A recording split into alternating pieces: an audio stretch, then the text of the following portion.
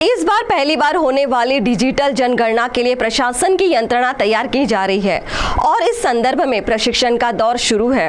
तो आइए जानते हैं जनगणना 2027 के संदर्भ में किस प्रकार का प्रशिक्षण कार्यक्रम शुरू है इस खबर में। जनगणना 2027 की पार्श्वभूमि पर चंद्रपुर में प्रगणक पर्यवेक्षक का प्रशिक्षण शुरू हुआ है। 16 मई तक नागरिकों को स्वगणना पर्याय उपलब्ध है। उसके बाद प्रगणक पर्यवेक्षक घर घर जाकर जनगणना करने वाले हैं।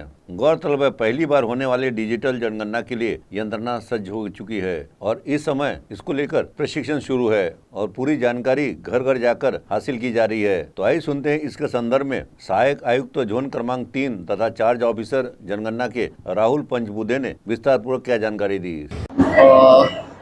संपूर्ण भारतामध्ये 2027 राष्ट्रीय जनगणना कार्यक्रम सुरू झालेला आहे।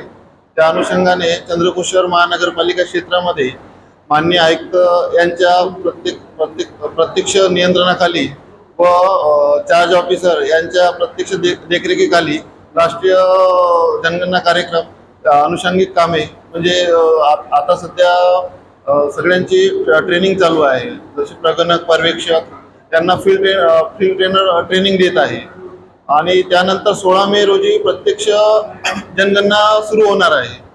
आता सध्या 1 मे ते 15 मे स्वगणना कार्यक्रम होणार आहे। त्यामध्ये आपण सर्व स्कूल कॉलेज आणि शासकीय कार्यालय येथे आपण बॅनर लावले आहे स्वगणनेसाठी। त्यामध्ये स्टेप बाय स्टेप स्वगणना आपल्याला कशा प्रकारे करता येईल त्यासाठी त्यामध्ये नमूद आहे, तर आपण त्यामध्ये स्वगणना करू शकता। चंद्रपूर महानगर पालिका क्षेत्रातील सर्व नागरिकांना स्कूल कॉलेजमधले विद्यार्थी त्यांना आवाहन करण्यात येते की त्यांनी 1 मे ते 15 मे पर्यंत स्वगणनेचा कार्यक्रम आहे। त्यांनी वेबसाईटवर जाऊन आपली स्वगणना स्वतः ते करू शकतात। CTV के लिए बाबू यारकर की रिपोर्ट।